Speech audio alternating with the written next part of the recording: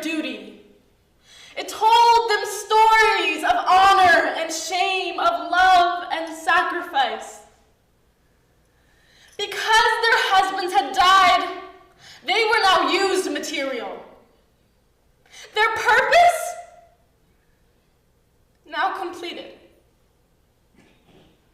My grandmother got married at 16, her mother at 13, her mother's mother at 9.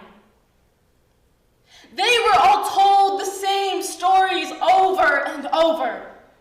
Stories of female commodification, objectification, told that women are things to be bought and sold, that an identity is only defined by ownership. From father to husband to brother to son, never called by her name, only known as his daughter, his wife, his sister, his mother. This is the story of my grandmother and her mother and her mother's mother, but this is my story too. I am this history. I am the history of millennia of self-emulating women. Tales of child marriages and brides being sold to the highest bidder.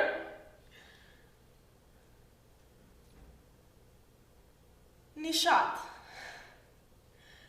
My father named me after a girl he read about in the newspaper, who had scored the highest marks on a national exam. He tells me he hoped to one day read his own daughter's name in the paper for having done something kind, or loving, or adventurous, or brave. I sometimes look up at the night sky and feel a sense of reassurance, knowing that my ancestors looked up at those same. There are days where hate brews inside me for the skin I walk in. I wonder, what would happen if I tore it all off? Would I finally be at home? And there are moments where I want to give up. Living becomes hard.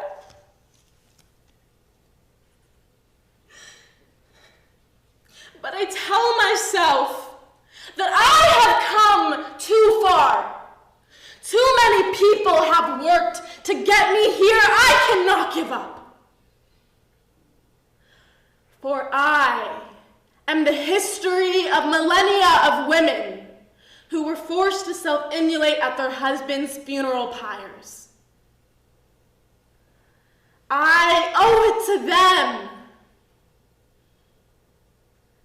to keep going.